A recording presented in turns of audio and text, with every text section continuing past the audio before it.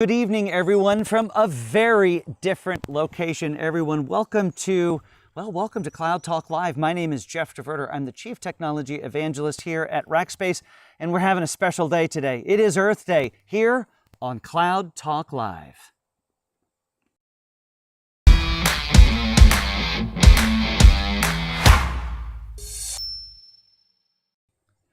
So not the normal setup, but welcome. I'm so glad that you guys are here. Again, my name is Jeff DeVerter. I'm the Chief Technology Evangelist at Rackspace. And today, it's not Tuesday, it is Monday. And we decided to go live Monday because, of course, it is Earth Day. And where better to do it than outside and enjoy a little bit of nature. So I am out in the Texas Hill Country right now, looking all kinds of fancy with, you know, these fun backgrounds and everything. But, you know, I feel like sometimes it's important to even just show a little bit of the behind the scenes. I've been out here for about an hour and a half setting this stuff up. So Daniel, let's show those pictures that my wife came out and snuck of me while I was getting set up. So a lovely card table here, lots of wires, extension cords, but that's what we do. But everyone, I'm so glad that you are here. Same rules apply, even though I'm sitting outside in the front yard. I'd love for you to introduce yourself. Tell us who you are, tell us where you are. I'll do my best to look over here from time to time, obviously not upstairs in the studio, so it's hard to see all of the things while looking at you as well. But introduce yourself. Tell us who you are and where in the world you're coming from. My guest coming up shortly is about as far away as I've had a guest show up for a long time. So I'm really excited to have Simon on. But before we get to Simon, if we are not already best friends over on the LinkedIn, I would love for you to find me there and connect. Tell us what you think about the show. I'd love for you to give some feedback. If you want to send some feedback for the whole team, just send an email over to solve@rackspace.com. As I mentioned, of course, today is Earth Day. We are going to unpack what tech has to do with Earth Day and the impact that it's very much having on the world. But also, of course, there's all kinds of things coming up. And one of those is just in a few weeks, I can't believe it's almost here, is our Solve Summit. Now, we go out every quarter or so and interview over 1,420 IT decision makers in 10 different countries across a bunch of different industries and ask them a bunch of questions. And it's always around a common theme. And this theme, of course, was all about AI and data. And we found some really interesting facts that you're going to want to tune in for. So set your reminders for 10 o'clock, May 7th. We've got a bevy of amazing guests that are going to be there. From our President of Technology and CTO, Srini Kalshak. We have got Reagan Avon, who leads an AI company out of Columbus, Ohio. We've got experts from AWS that are going to be on and more. So I hope that you will be a part of that. You can go find it, actually, once this show is done over on LinkedIn. Just look for me or for Rackspace, any of our guests, and you can click to want to attend that episode. So I hope that you will be there. All right. So with that, folks, Simon Bennett is he's no stranger to the show, and I'm excited that he is able to be with us today. Simon is the CTO of our private cloud technologies here at Rackspace, but he is also one of the people who helps with our sustainability efforts. So nobody better for us to bring up on this Earth Day than Simon Bennett, who is normally coming to us from his palatial estate outside of London, but you're a little bit farther away, aren't you, Simon? Oh, I certainly am, Jeff. This week I'm in Saudi Arabia. That's amazing. So a very different view, very different weather as well from the UK. Yeah, I would think so. Very different view and weather from where I'm sitting here in Texas as well. But you're over there helping. We've been helping the Saudi government, and they've got some amazing plans for really what does the post-oil world look like. Now they've done very well with that black stuff that comes out of the earth, but it isn't going to be the commodity forever. Why don't you tell us a little about that? Yes. So really, if you think about where we are, where I'm sat at the moment, obviously it's a country that's used to surviving on oil and extracting it and selling it. But yeah, the country is getting ready for post-oil. It's looking at what happens next. So looking at data, look at digitization, looking at training the people of the country in a world that there is less oil or certainly less to sell. So looking at data, looking at digital, doing things in a different way. upskilling the population in general. So there's a whole movement around something called Vision 2030, which is really about digital enablement of the entire country.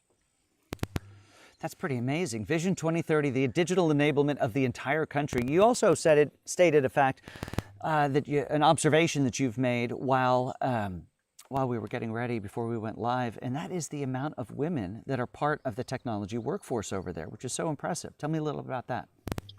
Yeah, absolutely. Where I'm working at the moment, in the offices I'm in, I'd say probably 35 to 40% of the roles are actually undertaken by women, which is fantastic. When you look at the IT industry in general, you often find offices that are almost entirely male dominated. Here we've got a much better blend. I think it makes for a much better workplace to work in. There's more interesting discourse and discussions about things, and many different perspectives. You've got a lot of expats work here, as well as Saudi nationals, people from other parts of the Middle East. We've got Jordanians, Egyptians, Emiratis, Bahrainians, all sorts here. So we've got a real melting pot of different people all working together well as well. And that, for me, is a very interesting way to sit and work. And I'm learning a lot culturally, as well as learning a lot technically. Amazing. I would say interesting and so enjoyable as well. Now, Simon, and everyone else, I'm going to have to apologize, as I am sitting outside and I am out in the Texas Hill Country. We've got some animals around here, and I'm watching some of my roosters head my direction. You hear a crow? I can't be stopped. That's just the way it's going to be when you're outside in the country. So Simon, it's Earth Day, of course, and there's been, you and I've had some really interesting conversations over the years. And one of our first was we took a long conversation from the world of mainframes up to cloud technologies. And what I'd love for you to do really quickly is give us the 30-second view of that, because that's going to really enlighten how did we get to this cloudy world? Where does private cloud fit into that? And then we're going to start to talk about how the cloud world, both public and private, is having an impact in climate. Yeah, I think if you look at the journey we described in the past, you think from mainframes right through to client server, right through to distributed computing, through to cloud, and where we are now.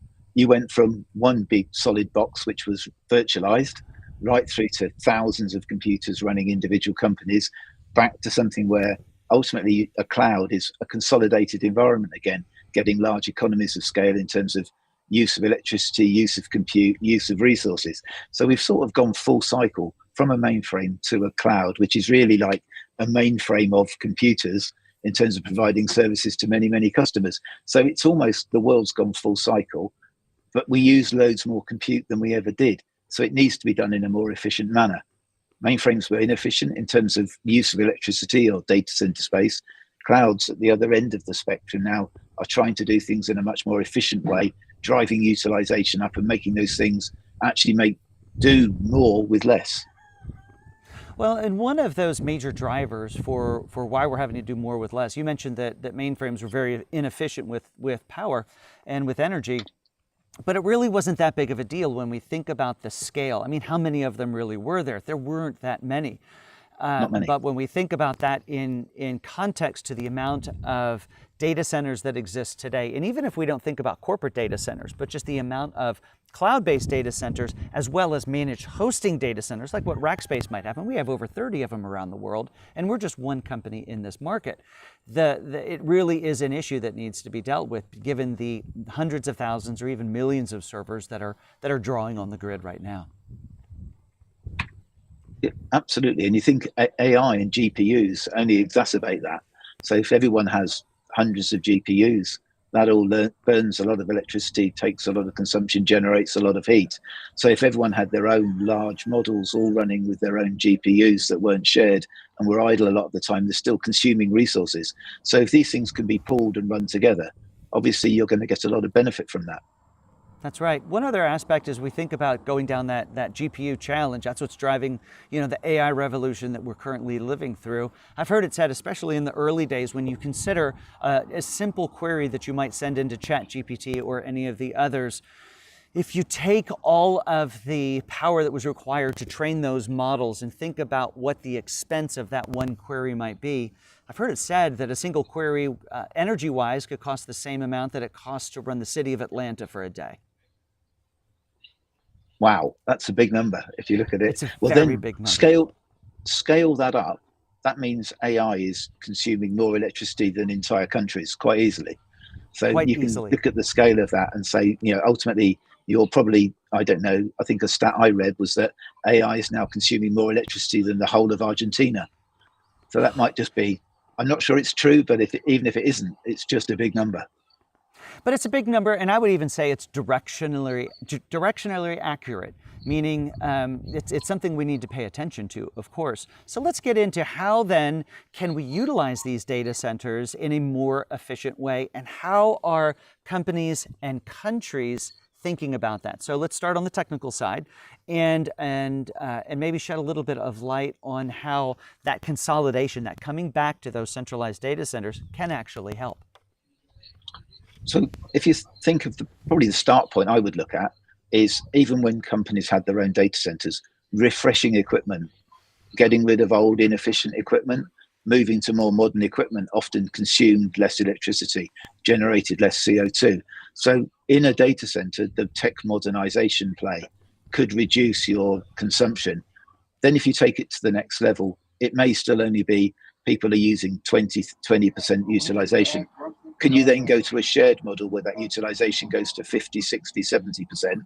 Could you then reuse it with different customers and drive the utilization up even more? The whole aim of moving from data center to maybe a private cloud solution that's multi-tenant through to a public cloud solution is driving that utilization up.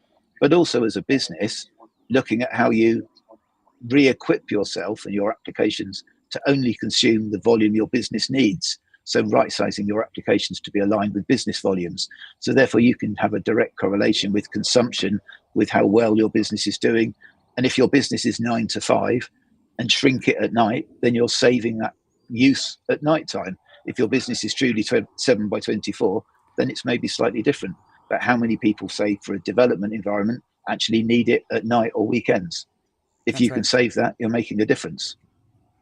You are making a difference. And one other aspect of that is as you're thinking about that modernization process, the first aspect of that is the cataloging of everything running in the data center. And I think that a significant amount of just in the experience that I've had with working with customers is that as much as 25% of what's running in a company's data center, they either have no idea what's running there, but they're afraid to turn it off, or there's a micro-limited amount of people or users who are actually using it, and they're really just spending a little bit of time to find a new place, a new way to solve that problem would make all the difference in the world in some of those workloads.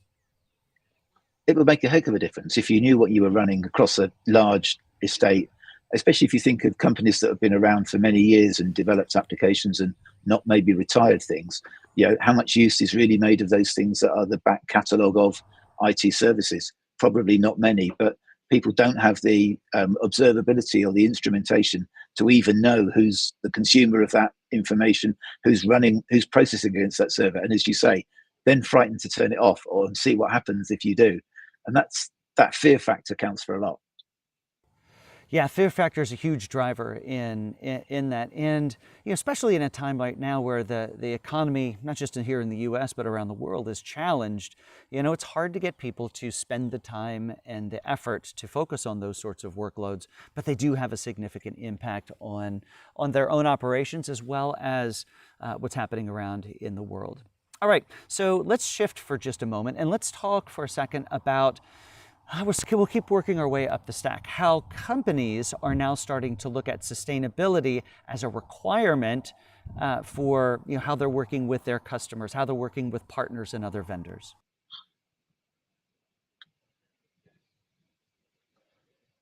So if you think about, I guess I think from a company point of view, if I look in Europe, where I'm based in the UK, but I work a lot with Europeans still. If you look at tenders now or RFPs or other tendering or buying processes, most of those documents now ask for to understand your own sustainability objectives and how you're looking after the environment and how you deliver IT services. So that's starting to become a requirement in terms of doing business in parts of the world, probably led by a lot of stuff in Europe. Certainly UK government is asking for that in documentation. How are we being sustainable? How are we looking after what we do? What do we do about disposal of assets? Are we recycling them? Are we reusing them? All of that now are sort of standard questions we're asked. I go back 3 or 4 years and I'd never seen one of those questions before. Now it's an everyday occurrence. So that shift really has accelerated in the last few years. That's really interesting, and you've drawn us into the next part of the conversation, and that is how are governments helping to drive these sorts of activities? When you start making these, or have the need to make these sorts of colossal changes in the way that people behave, the way that businesses operate, sometimes there's a catalyst, a government regulatory sort of catalyst that's required. Let's talk about there in the UK. How are you seeing that impacting? We see it more often where people are asking, what is the impact of the service we might deliver to that customer? What's your footprint? What's your CO2 output? How are you measuring it? How is it efficient? How are you making it more efficient year on year? All of those questions are now asked, and we've got to now respond to that with tools or techniques and processes that support that. That's right. And that ultimately then brings us around full circle, and that is the cloud providers, data center designers are really working hard to make these environments, these centralized places of computing, data storage, and AI to be as efficient as possible. I'm right now located about 90 miles northwest of San Antonio, Texas. And in San Antonio, Microsoft has a series of data centers on the northwest side of town. I've toured them. They're beautiful. They're amazing.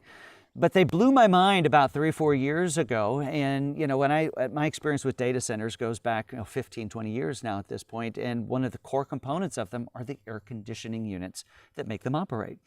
And about 3, 4, 5 years ago, Microsoft started to talk about the design of their data centers in San Antonio, Texas, where we regularly in the summer have a string of days and sometimes months over 100 degrees Fahrenheit. With no air conditioning. They're just managing workflow or airflow. They're managing the way that works. They know the limits that they can design these things for, and they're pushing those limits, and less of those air conditioners running means less of the power draw, less of the output. It's really interesting. How are you, Simon, seeing data center design changing to meet these needs in the world? So I think what you've said is absolutely what a lot of people are doing, but also in Europe, people are looking to move data centers further north, up into the Nordics, for example, or Iceland, where actually the air temperature itself is cooler than San Antonio by some degree, and they're actually making sure that they can use that, and also environmentally piping the excess heat into heating community housing. So one thing that I've been speaking to some folk in Sweden about is redirecting any excess heat output to heat social housing or heat factories and reusing that heat for another purpose. So it's not heat that just goes up into the atmosphere. It's actually, heating homes, providing that sort of service as well. So there's a variety of things where the heat that actually is generated can be channeled and used elsewhere for good, rather than just going and heating up the general atmosphere. So as well as free air cooling and other things, heat will still be generated. Well, what do you do with that heat? How do you manage it? How do you have containment where the heat is controlled and managed and the airflow managed? And there's a lot more science in that. Computational fluid dynamics play a big part in data center design now, making sure that airflow is right and it can be controlled. So I think whereas before it was best guess, it's now much more a science in managing a data center, designing it, looking at what you do with the heat, how you consume it, where you consume it, eliminating hotspots, which cause problems anyway. So there's a much bigger discipline around designing and managing a data center than there ever was. Well, and it's a brilliant move too, because when you think about the fact that these the data centers aren't going anywhere. In fact, they're going to continue to grow as our demand for technology continues to grow. I just heard about a new thing that is starting to gain in popularity, and it's felt like clickbait when I saw it initially in YouTube, and that was a thing called a sand battery. And I think they're being used in some of the situations you're talking about as well, because apparently sand, literally sand, is a great conductor and holder of heat. And so they're digging these big holes in the ground, cement lined. They're filling it with sand and then running you mentioned fluid dynamics, but they're heating up these liquids that are cooling the servers. They're running them into the ground, heating the sand, and now we've held that heat, and then it can be used for things like what you're talking about and helping to Sand and salt sand and salt, I believe, Jeff. I think they're using both for that. So absolutely, that's done. But also things like solar powered data centers in the Middle East, where I am now. So you're not on grid at all. You've got solar and batteries, both sand and conventional batteries are being used, and even recycling old batteries in electric cars. They're no good to power cars, but they've still got a lot of life. So let's recycle them and use them for another purpose. It might be for battery backup for data centers. So they have a second life. They're not just used once and put into landfill or dismantled for recycling. They actually used until they're worn out and then done something like that. So here we're finding data centers. We've got massive solar farms surrounding them to actually provide that power and that capacity. Amazing. All right. So as somebody who has been in technology for just a little while, it's given you the ability, I believe, to be able to not just assess the situation today, but also look at what we have coming down the road. So let's grab your crystal ball and think forward a few years, and also be a little dreamy. What's a best case scenario look like? What happens to data centers? What happens to companies in the way they consume? What tech do you hope gets invented to help in this area, Simon? Well, if you look at what's here today, back in the day, mainframes were liquid cooled. Here we are, we've got GPUs and GPU enabled equipment that's now generating maybe 40, 50, 60, 70 kilowatts a rack. Liquid cooling is back. It's not going anywhere. So the whole idea of putting liquid around computers again and dissipating the heat by channeling that liquid away, that's the sort of near immediate term. And if you look at any GPU enabled data center, liquid cooling is now playing a part. So that's probably the here and now for what we're doing today. But in the future, data centers may start going underground, where they don't have the impacts of climate on the heat, so they'll be buried.